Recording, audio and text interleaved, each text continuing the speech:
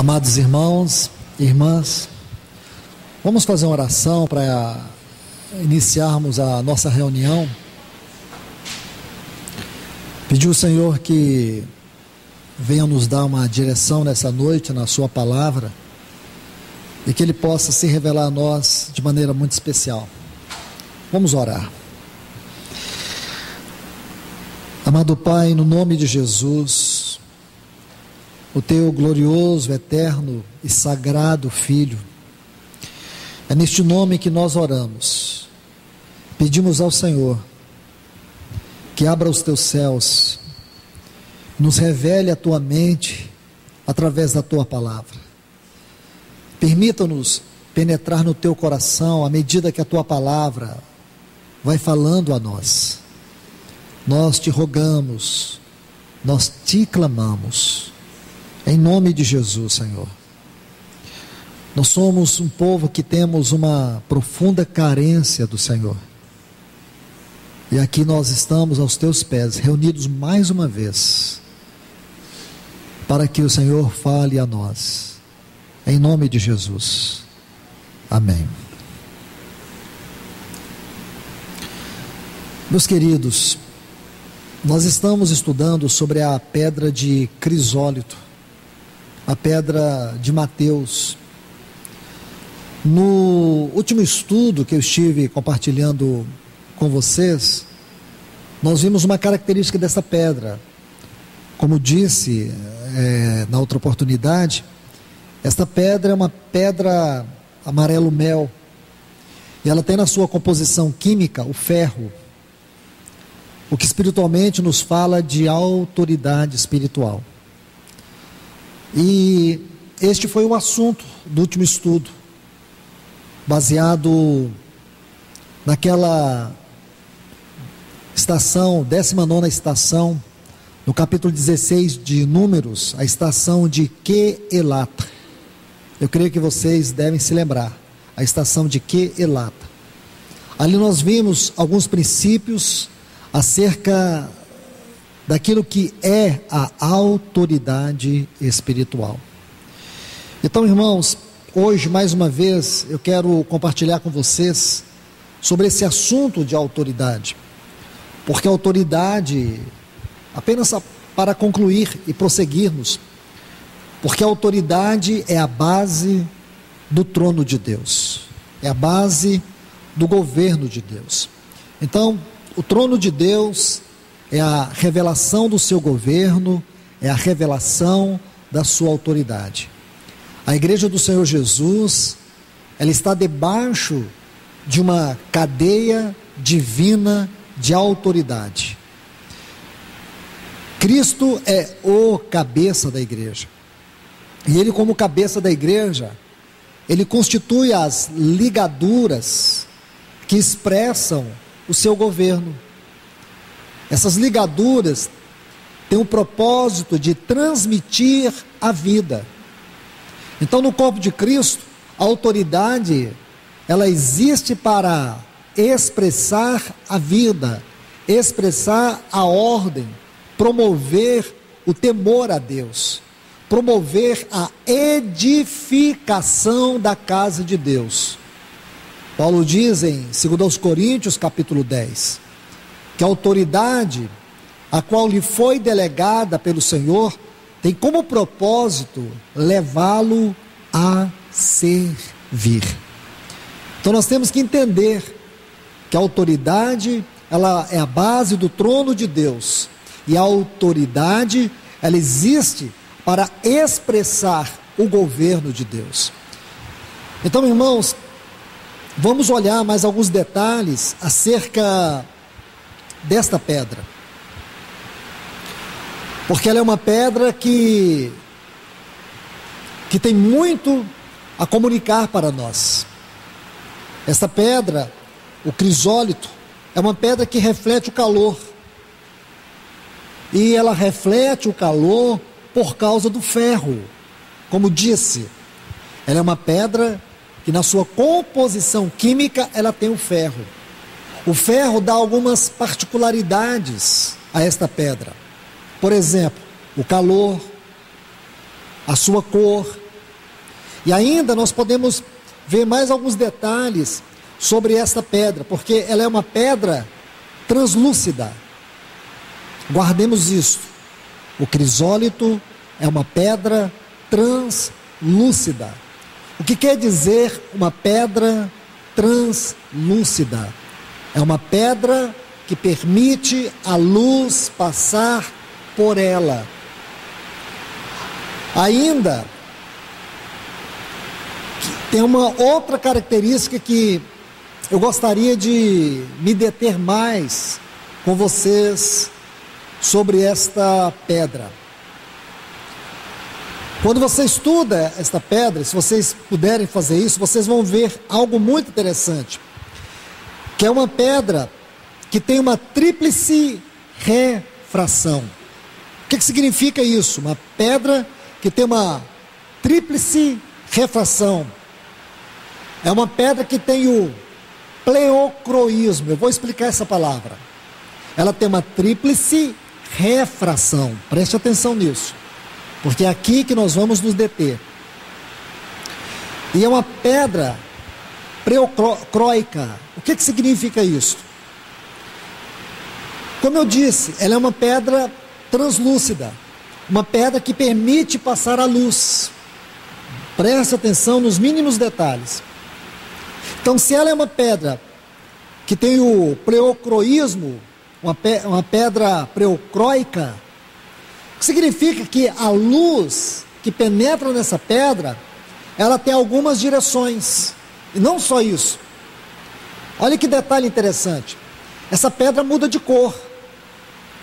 Se você pega o crisólito pela manhã, você vai ver que ela tem uma cor amarelo-mel no período da manhã. Uma cor amarelo, uma cor indo do amarelo-mel para uma erva doce. Mas se você olhar essa pedra no final do dia, ela tem assim uma cor mais para flamboesa. Está vendo isso? É uma pedra misteriosa. Esta é a pedra do crisólito. Todos esses detalhes são importantes, irmãos. Quero que vocês guardem tudo isso, porque é aqui que nós vamos nos deter. Então eu vou repetir. O crisólito, ela tem esse pleocroísmo, porque é uma pedra pleocroica. O que significa isso? Por ser uma pedra translúcida, à medida que a luz entra nela, a luz cria variações. Por isso que você vai vendo que ela tem essa tríplice refração. Então o que significa? A luz cria essas direções. Se você olha essa pedra no período da manhã, ela tem uma cor amarelo-mel, depois um verde erva, e à noite ela tem uma cor mais parecida com o roxo flamboesa. Veja que interessante esta pedra. Se lembre no início, quando eu disse para vocês que esta é uma pedra muito interessante. É a pedra do apóstolo Mateus. Nós vamos estudar por último sobre o Mateus. Esta é a terceira lição que nós estamos tendo sobre esta pedra. Então ela tem muito a nos ensinar. O que nós vamos aprender com esta pedra misteriosa? O que nós vamos aprender com esse pleocroísmo desta pedra? Muito, irmãos. Vamos aqui na Epístola aos Efésios, no capítulo 1, o versículo 9, depois o capítulo 3 e os versículos 9 e 10. Dando-nos conhecer, Efésios 1:9, o mistério de sua vontade, segundo o seu beneplácito, o qual propusera em si mesmo, com a finalidade de restaurar ou convergir, mas eu gosto mais da frase que está aqui na Reina Valera, restaurar todas as coisas em Cristo, na dispensação, na sua Bíblia está assim, na dispensação da plenitude dos tempos. Aqui na Reina Valera, que eu estou usando, está assim, na dispensação do cumprimento dos tempos, tanto as coisas que estão nos céus, como as que estão na terra. Está vendo, irmãos? Esses dois textos merecem de nós a mais grandiosa atenção. Olha o versículo 9. Desvendando-nos o mistério da sua vontade. Porque a vontade de Deus é sublime. A vontade de Deus é elevada. A vontade de Deus tem um comprimento, uma extensão infinita. Não há nada neste mundo que se compare com a profundidade da sabedoria de Deus. E aqui ele fala do mistério da sua vontade. Vamos parar um pouco aqui, irmãos. Antes de ler o versículo 9, também o 10, o capítulo 3, eu preciso mostrar algo para vocês. Se você observar os versículos 1 a 8, deste capítulo 1 de Efésios, vocês vão ver que Paulo vai colocar para nós, talvez, do ponto de vista da doutrina, no que concerne o propósito eterno de Deus, não há nada que se compare ao que está nos versículos 1 a 8 aqui de Efésios, capítulo 1. Primeiro, veja, ele diz no versículo 4, que Deus nos escolheu em Cristo antes da fundação do mundo. O que quer dizer? Quando não havia nenhuma criatura, quando não havia nada criado neste mundo existente, nesse universo existente, Deus, na eternidade passada, Ele havia nos escolhido em Cristo. Aí o versículo 5, você vai ver aqui, diz assim, não sei como está aí, deixe-me lembrar, assim como nos escolheu nele antes da fundação do mundo, está vendo? Na minha versão está assim, havendo predestinado, aqui na minha versão, havendo predestinado, ou nos predestinado, para sermos adotados. Eu gosto como esses textos estão dispostos aqui. O que significa que o que Deus escolheu antes da fundação do mundo, não eram pessoas perdidas para que elas fossem salvas. Significa que a predestinação, que está baseada numa escolha soberana de Deus, foi para que nós não fôssemos apenas pecadores arrependidos e perdoados, mas que nós fôssemos adotados como filhos. O que implica dizer que ele está expondo a doutrina da predestinação como a explicação para a filiação. Irmãos, irmãs, o assunto da filiação é um dos mais gloriosos, um dos mais profundos, um dos mais extensos que nós temos na Bíblia. E Paulo está tratando aqui. Então, a escolha soberana de Deus, no versículo 4, a predestinação para a adoção, no versículo 5, aí no versículo 6, ele vai dizer assim, para o louvor da glória de sua graça. Agora observe, pela qual graça, eu quero que você observe isso, graça, pela qual nos fez agradáveis no amado. Deus, pela sua infinita graça, o que é graça, irmãos? Graça é Deus dar a nós aquilo que nós não merecemos. Isso é graça. Deus dar a nós aquilo que não merecemos.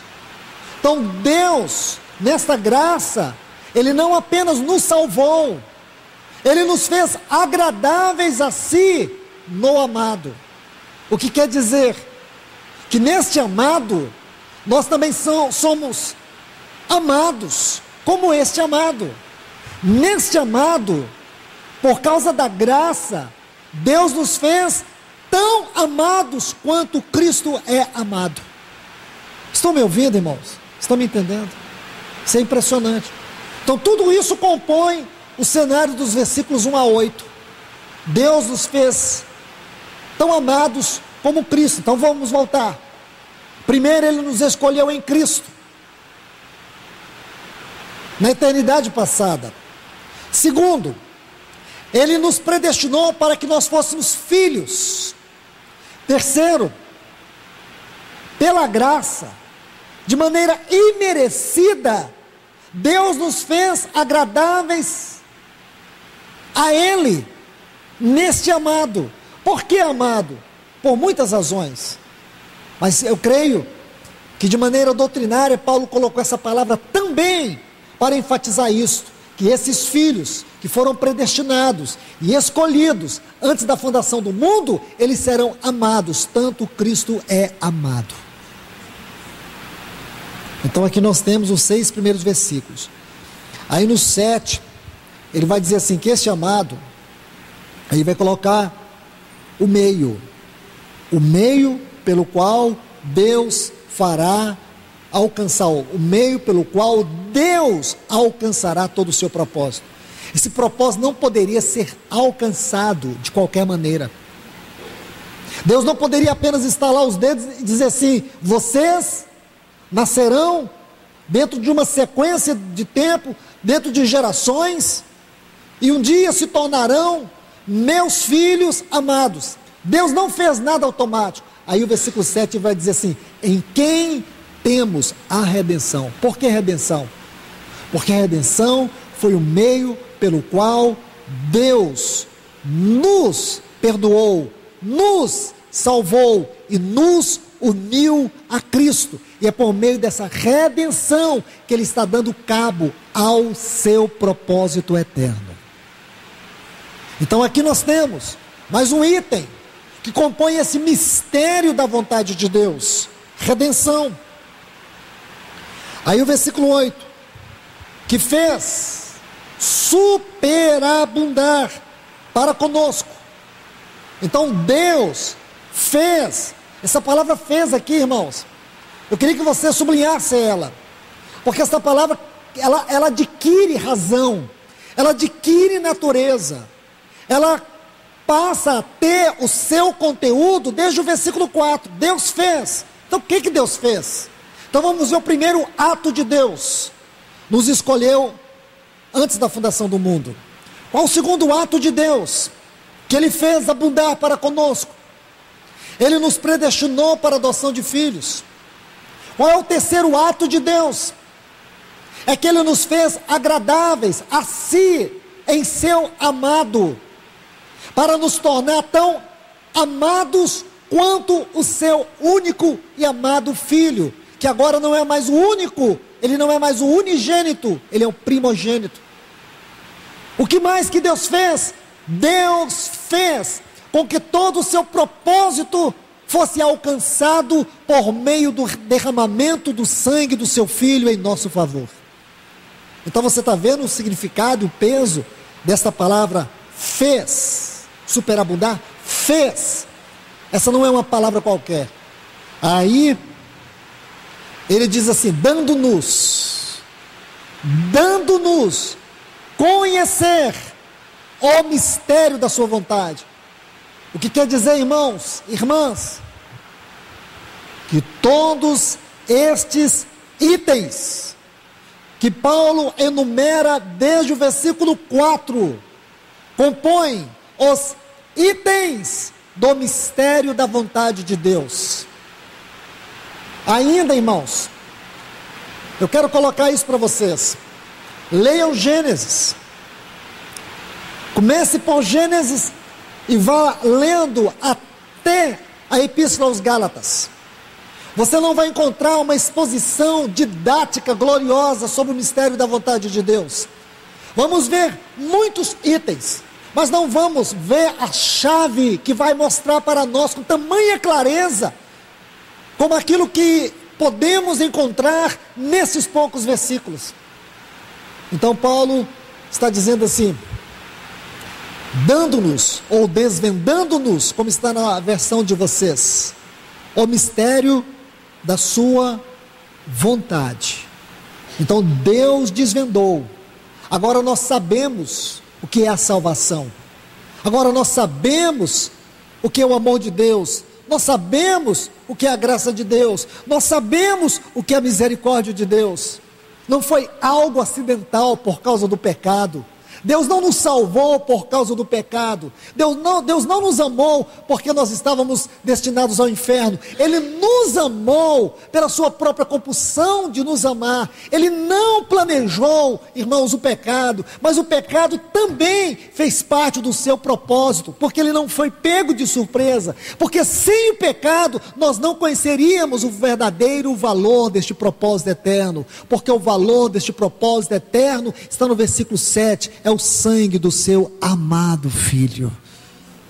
Você consegue fazer a ligação do sangue com este amado, que representou para o Pai entregar o seu amado filho por nós? Então, irmãos, não estou sendo prolixo, mas eu preciso construir essa base com vocês, para que nós possamos avançar para os versículos 9 e 10 do capítulo 3. Eu não estou fora do assunto do crisólito. Aí agora nós vamos entender o que este movimento da luz nesta pedra. O que significa tudo isto? Vamos agora a Efésios capítulo 3. Então lá fala, desvendando-nos o mistério da sua vontade, dando-nos conhecer. Versículo 9 aqui do capítulo 3 de Efésios diz: e demonstrar a todos qual seja a dispensação do mistério. Então a Bíblia não é um amontoado de versículos jogados ao léu e cada um escreveu o que quis escrever. A Bíblia é a palavra de Deus. A Bíblia não é um livro que contém a palavra de Deus. A Bíblia é, em toda a sua totalidade, a palavra soprada de Deus. Isso implica dizer que existe uma concordância em todos os seus atos, em toda a sua doutrina e ensino. Então, por favor, quando ele diz assim, a dispensação do mistério, essa palavra dispensação, ela vem de um termo grego que a tradução significa economia. Economia é administração. Economia tem a ver com administração. Então ele está falando da administração do mistério. Aí ele diz que desde os séculos esteve oculta em Deus. Isso estava oculto em Deus. É claro que aqui no capítulo 3, ele está dando ênfase a mais um item desse mistério, que não foi colocado com evidência, com ênfase, como está colocado no capítulo 3. Compreende, irmãos? Porque aqui no capítulo 3, ele vai falar de um aspecto distinto deste mistério. Ele vai falar do aspecto que poderia ser a coroa da glória deste mistério, que é a igreja, que aqueles que foram escolhidos antes da fundação do mundo para serem predestinados, para serem incluídos por meio de um processo de adoção redentivo, no qual eles foram feitos filhos de Deus. Mas não somente isso, porque Deus, ele não apenas queria uma família para si, ele queria uma esposa para o seu filho. Então, quanto a Deus, nós somos filhos, mas quanto a Cristo, nós somos a noiva, nós somos a sua igreja. Então Deus não queria algo para si, porque a triunidade divina, o Pai, o Filho e o Espírito Santo, precisa desfrutar desta criação. Então, para Deus uma família, para Cristo uma noiva, para o Espírito um santuário. Então nós somos três coisas: para Deus uma família constituída de filhos, para Cristo uma noiva, e para o Espírito Santo um santuário. Irmãos, nós somos pouca coisa? Não somos. Nós não somos pouca coisa. O mundo tenta nos desvalorizar, mas quando você olha o que o Espírito Santo diz, ele diz que você é um filho, que você é uma filha, amados, amados como Cristo é amado. Uma noiva que ele como noivo anela, uma noiva que ele pensa nela, uma noiva que ele só tem satisfação com ela, uma noiva para ele por toda a eternidade. É isso que nós somos para Cristo. E para o Espírito, nós somos o que? Um santuário para ele habitar, um santuário para ele encher, um santuário para ele morar, uma casa eterna. Aleluia, irmãos. Graças ao Senhor por isto. Então, este é o mistério da vontade de Deus. Aí ele diz assim: esteve oculto em Deus, o qual criou todas as coisas. Eu quero dizer, irmãos, que cada frase tem o seu lugar, cada frase tem o seu significado. Aí, ele diz no versículo 10, para quê? E aqui entra essa questão do pleocroísmo da pedra, de crisólito. Para quê? A multiforme sabedoria. Então você vai buscar duas coisas aqui. Primeiro, mistério, que está no versículo 9. Sabedoria, que está no versículo 10. E se você juntar essas duas palavras, você tem o versículo 9 do capítulo 1. Desvendando-nos o mistério da sua vontade. Porque a sabedoria de Deus é o meio pelo qual ele dispõe tudo aquilo para que ele possa alcançar sua vontade. Estão entendendo? A sabedoria de Deus é o meio pelo qual ele dispõe tudo aquilo que ele pode fazer. Ele dispõe, ele se dispensa por meio dessa sabedoria para que ele obtenha a sua vontade. Então vejam, irmãos, para que a multiforme sabedoria de Deus seja agora dada a conhecer por meio da igreja, aos principados e potestades nos lugares celestiais. Deixe-me colocar esse texto com mais cuidado. Essa palavra multiforme vem de um vocábulo no original que fala de múltiplas maneiras. A palavra aqui também dá a ideia de algo multifacetado. Eu prefiro a frase múltiplas maneiras. Então veja, irmãos, ele está dizendo para quê? Olha essa frase para quê fala de propósito. Propósito. Então, por favor, vamos tentar construir tudo dentro de uma ordem didática. Ele está falando no versículo 9, e revelar a todos, demonstrar a todos, qual seja a dispensação do mistério. Irmãos, por favor, mostrar a todos. O que quer dizer? Haverá um dia que todo mistério do coração de Deus, o qual ele determinou que fosse revelado, ele vai revelar, ele vai se dispensar. Haverá um tempo que essa terra se encherá do conhecimento e da glória do Senhor, e todos o conhecerão. E aqui Paulo está falando disso, irmãos, e demonstrar a todos qual seja a administração do mistério de Deus. Olha o que ele diz: esteve oculto, mas vai ser revelado. Esse mistério, mistério da sua vontade, esse mistério que compõe todos esses itens, dos versículos 4 a 8 de Efésios 1, e tantos outros, que estão revelados aqui na Bíblia. Um dia, Deus fará com que este mistério, esta economia, ela seja dispensada, ela seja revelada. E através de quem que ele vai fazer isso? Através da sua igreja. Olha o que ele diz, irmãos: para quê? A multiforme sabedoria, essa multiforme sabedoria, essa dispensação do mistério, tem que concordar entre si. Multiforme sabedoria, as múltiplas facetas da sabedoria de Deus. Essa sabedoria estava oculta. Ela estava oculta dentro do mistério, da economia do mistério. Mistério porque estava oculto. Agora Deus vai revelar. Ele não vai revelar através de um homem, Ele vai revelar por meio da sua igreja. Aí ele diz, irmãos, para que a sabedoria de Deus seja agora. Agora, observe isso aqui, preste atenção nessa expressão, agora. Significa, irmãos, que já começou. Há uma medida de conhecimento, há uma medida da sabedoria de Deus que já está sendo revelada, já está sendo manifestada. Aí ele diz, agora, a conhecer por meio da igreja. Por favor, voltemos ao versículo 9.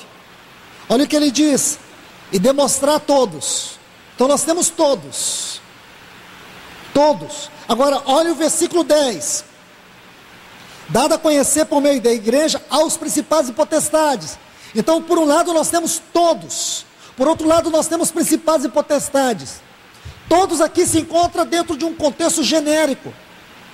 Porque um dia todos vão conhecer essas profundezas do mistério, da dispensação do mistério, da economia do mistério. Porém agora, eu quero que você preste atenção nessa palavra, agora, essa dispensação, de certa forma, está sendo revelada para anjos, para principados e potestades. Esta frase principados e potestades, ela se encontra aqui de maneira genérica. O que isso quer dizer?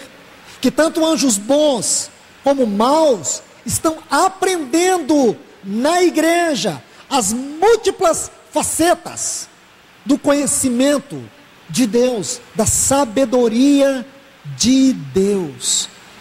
Isso é precioso demais, irmãos, porque isso vai nos mostrar a singularidade da igreja do Senhor Jesus.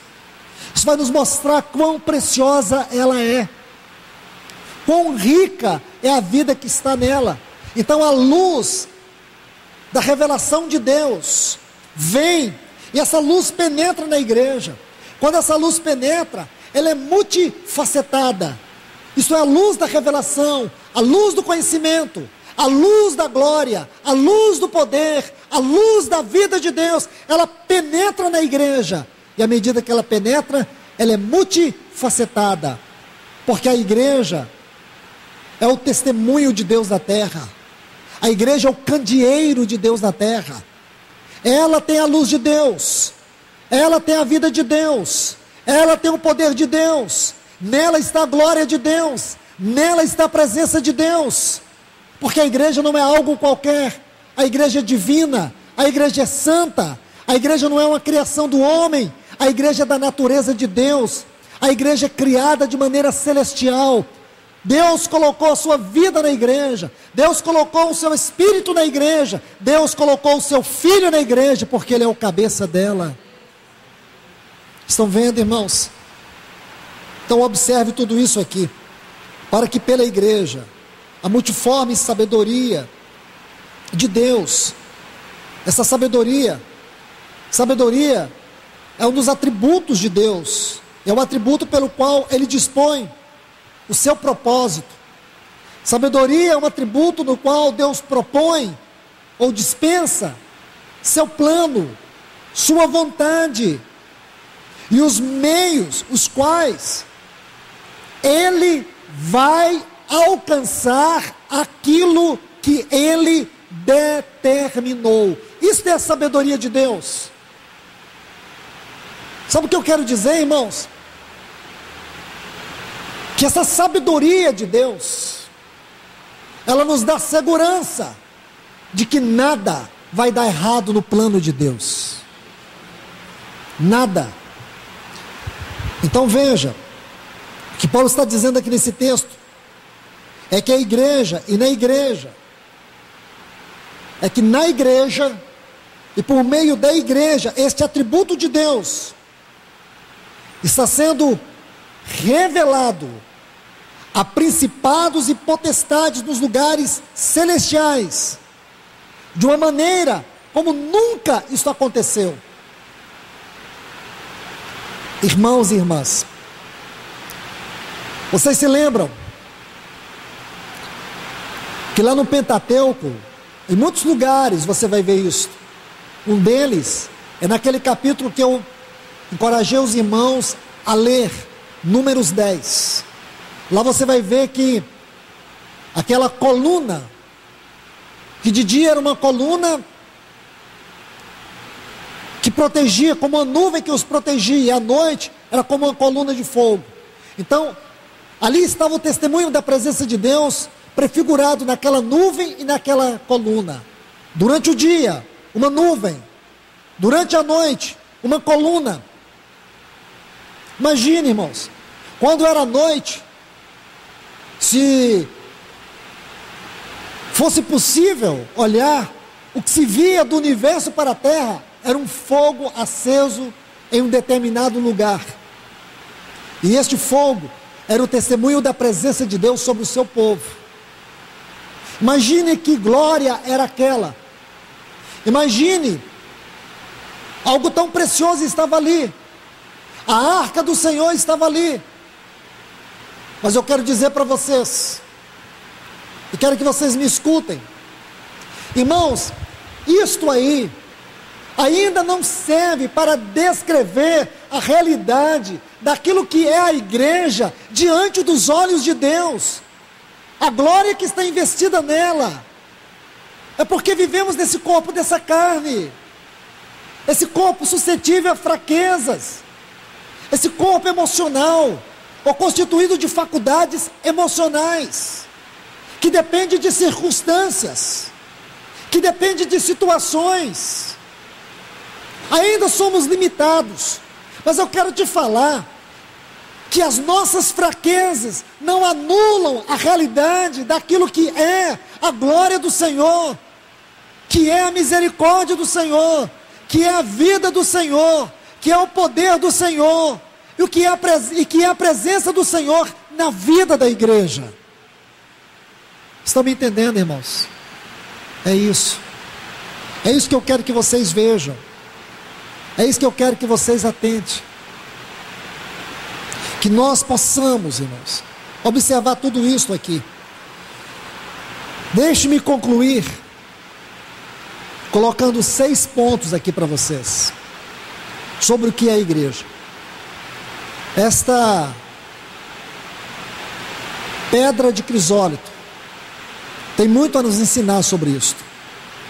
Então veja bem, primeiro, quando você lê esses textos, quando você lê o versículo 9 do capítulo 1 e os versículos 9 e 10 do capítulo 3, você tem que chegar a algumas conclusões. Eu pelo menos cheguei a 6 conclusões, ou por que não dizer 6 proposições acerca da igreja. A primeira delas é que a igreja é o instrumento pelo qual a sabedoria e o conhecimento de Deus são revelados.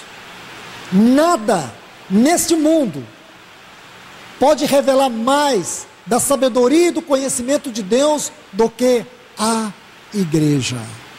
Eu vou repetir, irmãos. Nada. Olhe para o universo. Imagine a grandeza do universo. O homem não conseguiu chegar ao conhecimento de 0,1% do que é todo o universo. Todo investimento, todos os séculos de estudo, a única conclusão que o homem chegou é que eles conseguiram entender pelo menos 0,1% do universo. Eu ainda quero dizer para vocês que nem o universo pode manifestar tamanha sabedoria de Deus como a igreja do Senhor Jesus. Porque sem ela, o universo não tem nenhum sentido, porque todo o universo é para ela. Eu vou repetir, irmãos, todo o universo é para a igreja, porque todo o universo será a esfera do governo da igreja com o Senhor Jesus. O homem é incapaz de conhecer o universo, porque o homem só funciona na sua capacidade intelectual de 3 a 12%. 3 é uma pessoa normal como eu e você. 12 é o que os estudiosos acreditam que Einstein, ele chegou a usar 12% da sua capacidade intelectual. Então significa, irmãos, que 88% da capacidade intelectual de todo homem está bloqueado. Se o homem tem sua capacidade intelectual bloqueada em 88%, então ele não pode, ele não tem capacidade de conhecer o universo. Mas um dia, irmãos, esse novo homem, dessa nova criação que está em Efésios 4:24, que somos nós somos parte deste novo homem, dessa nova criação, e este homem, ele terá 100% de toda a sua capacidade, em pleno desenvolvimento, porque este homem, ele terá 100% da mente de Cristo, porque Cristo é o cabeça deste homem. Segundo, irmãos, a segunda proposição, a igreja, ela é uma espécie de prisma no caminho da luz. Você sabe que o prisma, ele é um instrumento translúcido. Quer dizer, a luz, quando chega no prisma, ela se dispersa. Assim é a igreja. A igreja é como esse prisma no caminho da luz. Essa luz aqui é a luz de Deus. Quando essa luz, ela entra no universo, ela não pode ser conhecida, ela não pode ser manifestada, ela não pode ser revelada por meio de nada. Irmãos, eu tenho lido ultimamente, não sei o que você tem lido sobre isso, mas ultimamente eu tenho procurado compreender todos os avanços da ciência em relação ao universo.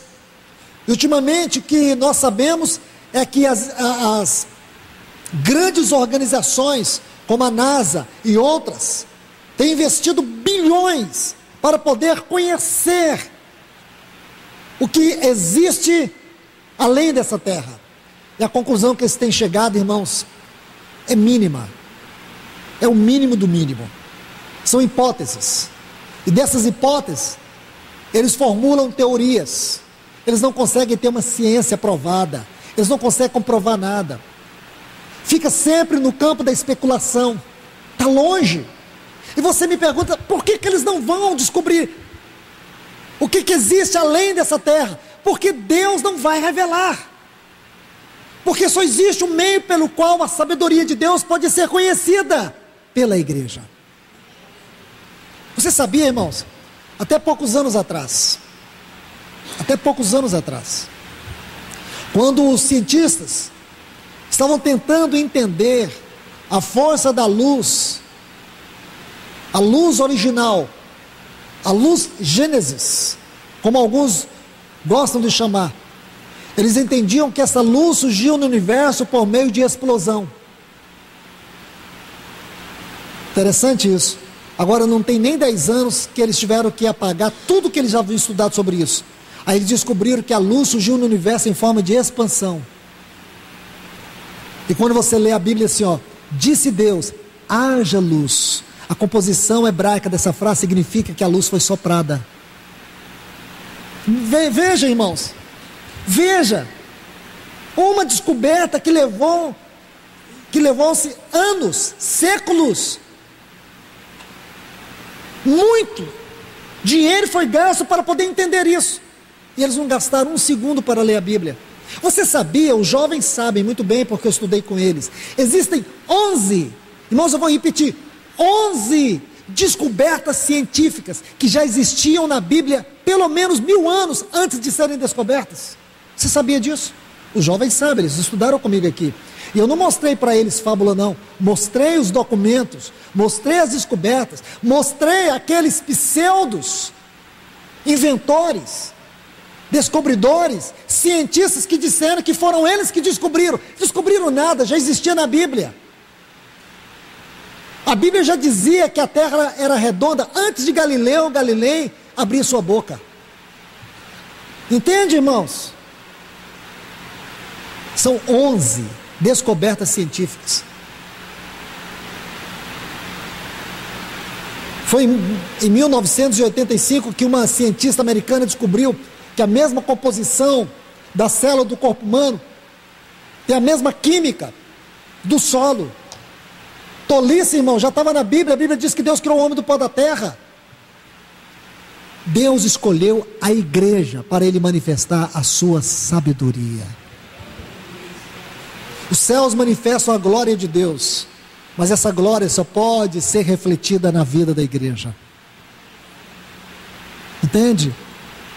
Imagina quando Davi diz assim, do modo, vou traduzir para vocês o Salmo 139 como está no texto original, de um modo assombrosamente maravilhoso fui formado. Imagina o que é o corpo humano. Você sabia que a ciência do olho humano tem mais tecnologia do que qualquer computador mais avançado que existe no nosso tempo? Vou te ajudar. Até hoje os cientistas não conseguiram chegar ao fim do conhecimento do olho humano. Eles sabem muito, é claro, mas não chegaram ainda à conclusão final de toda a sua complexidade. É o órgão mais complexo que nós temos, é o olho humano. Vou te dar uma outra dica. Você sabia que os cientistas sabem mais das profundezas do mar do que do nosso próprio cérebro? Pensa, irmãos. Por isso eu digo para vocês, a igreja é como prisma no caminho da luz. Toda a luz da sabedoria e do conhecimento de Deus só pode se manifestar por meio da igreja. Eles estão querendo saber se tem vida do outro lado. Nós já estamos proclamando isso pelo menos há 2000 anos. Tem vida lá do outro lado, e ela é Cristo. Essa é uma vida incriada. E a vida que está do outro lado também é a vida que está aqui desse lado, está em mim e em você. Então eles estão querendo descobrir se tem vida além da morte. A igreja já proclama isso como evangelho há 2000 anos. Tem vida além da morte. E nós estamos aguardando, como disse lá o capítulo 6 de Hebreus, nós temos uma esperança, que ela é como uma âncora posta, lançada além do véu. Nós temos segurança, irmãos, sobre a vida lá do outro lado. Nós não estamos preocupados com o futuro, porque nele Cristo já está. Não sofremos por causa do nosso futuro, porque ele está nas mãos daquele que nos escolheu lá no passado, em Cristo Jesus. Vamos à terceira proposição. A igreja é o instrumento pelo qual os anjos têm recebido essa nova concepção da transcendente glória e da sabedoria de Deus. É através da igreja que os anjos têm sentado para aprender sobre a gloriosa sabedoria de Deus.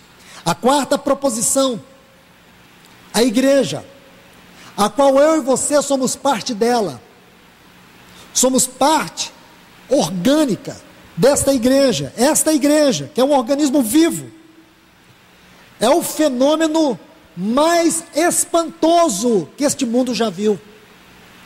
Irmãos, esta igreja, e aqui eu estou nesta quarta proposição, esta igreja, a qual eu e você fazemos parte dela, como um organismo vivo, é o fenômeno mais espantoso que este mundo já viu. Nesse capítulo 3, Paulo vai tratar disso, irmãos. Não tem nada neste mundo que seja para Deus mais glorioso, mais precioso, mais lindo do que esta igreja. Por isso ela é a noiva do Cordeiro. Cristo não ia escolher uma coisa qualquer, ele não ia obter algo qualquer para si. Aquilo que ele alcançou para si, como disse ele lá em João 10, aquilo que o meu Pai me deu é maior do que tudo. João 10 ele diz, aquilo que o Pai me deu é maior do que tudo. Não tem beleza maior, não tem algo que pudesse atraí-lo tanto do que esta igreja, a qual eu e você fazemos parte dela. A quinta proposição, a igreja do Senhor Jesus é a mais maravilhosa coisa visível que existe nessa natureza. Isto quer dizer que a igreja Se você pegar as 7 maravilhas do mundo, o que você conhece das 7 maravilhas do mundo? Se você pegar então as 7 maravilhas do mundo e empilhar elas, uma sobre a outra, e colocar diante de Cristo, sabe o que Ele vai dizer para mim e para você? Que toda a beleza das 7 maravilhas do mundo se empalidece diante da beleza da igreja do Senhor Jesus diante dos seus olhos, porque foi por ela que Ele morreu. Como diz Paulo aqui em Efésios 5, Ele se deu por ela, por amor. Ele se deu por ela, por amor. A 6ª proposição é que a igreja é o brilho mais esplendente, a manifestação suprema e elevada da sabedoria e do conhecimento de Deus. Então aqui está, irmãos. Por isso essa figura do crisólito, essa visão dessa pedra translúcida, manifestando esses raios de luz, tem muito a nos dizer sobre o meio, e eu coloco esse meio aqui entre aspas, que é a igreja, o meio pelo qual Deus escolheu para derramar da sua luz, da sua sabedoria, do seu conhecimento, da sua vida, da sua glória, da sua pessoa, é a igreja. Então não pense na igreja como uma coisa qualquer. A igreja, como está aqui em Efésios 5, ela é uma igreja gloriosa. A descrição dela por todo o Novo Testamento é a descrição mais elevada. Quando Deus criou o mundo, Ele criou num processo de 5 dias, criando cada coisa no seu lugar. Ele liberou a palavra do seu poder. Ele criou primeiro do nada. Não havia nada, e Deus criou. Ele estabeleceu todas as coisas na ordem que Ele quis, como Ele quis. Mas quando Ele foi criar esse novo homem, desta nova criação, Ele fez diferente. Por isso a redenção é tão importante, ela faz parte do mistério da vontade de Deus. E o poder que Deus usou é a maior descrição do poder de Deus já registrado na Bíblia.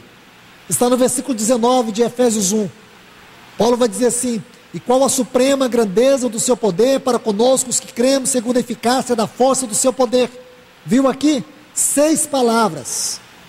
6 palavras que são como que superlativo empilhado a superlativo, para poder descrever o poder que Deus usou para ressuscitar a Jesus dentre os mortos. E esse poder que Deus usou para ressuscitar a Jesus de dentre os mortos é o poder que gerou, é o poder que produziu este novo homem desta nova criação, esta igreja orgânica, este homem corporativo, esta igreja gloriosa.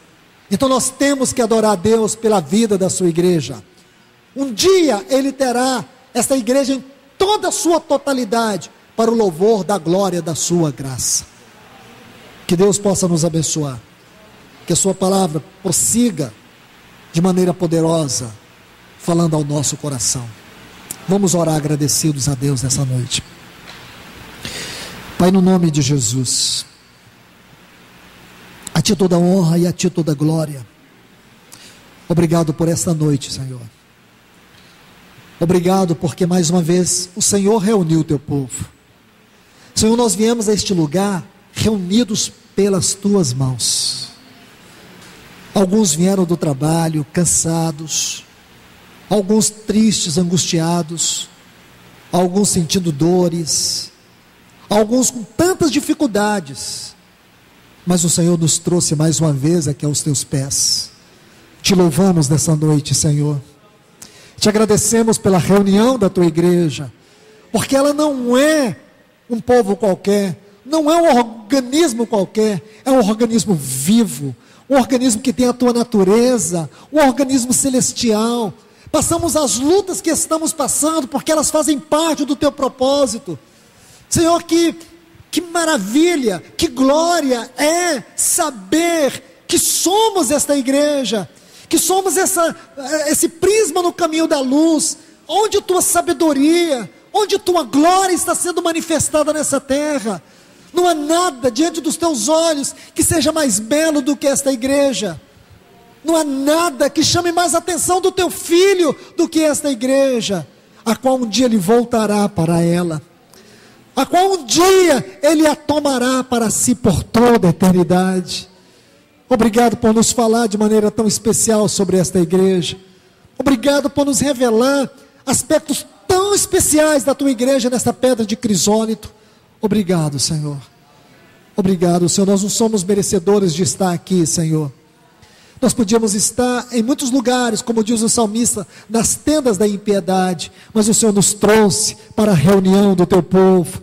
O Senhor nos trouxe a si mesmo, a ti mesmo. Como o Senhor disse para o povo de Israel, o Senhor os trouxe e os congregou debaixo das tuas asas.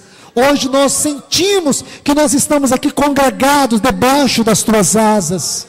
Estamos aqui ajuntados pelo Senhor. Oh Deus, mantenha os teus céus abertos sobre as nossas vidas. Fortalece teu filho, fortalece tua filha. Senhor, se eles não estão vendo a luz no fim do túnel, se não estão vendo nem o túnel, revela a tua face. Oh, encoraja a tua igreja a seguir adiante. Encoraja o teu povo a passar por cima dos obstáculos, a dizer a este monte: ergue-te e lança-te no mar. Seja que montanha for, seja que luta for, seja que problema for, seja o que for, oh, alimenta a nossa fé com a tua palavra nessa noite, Senhor, para que as muralhas possam cair, para que os montes possam ser transportados, e para que nós possamos seguir adiante, olhando firmemente para o autor e consumador da nossa fé, Jesus, o qual em troca da alegria que lhe foi proposta, ele tomou a cruz. E esta alegria somos nós somos a tua alegria, nós somos o teu prazer, nós somos a tua satisfação, ó Cristo Jesus. Por isso nós temos o prazer de reunir aos teus pés nesta noite.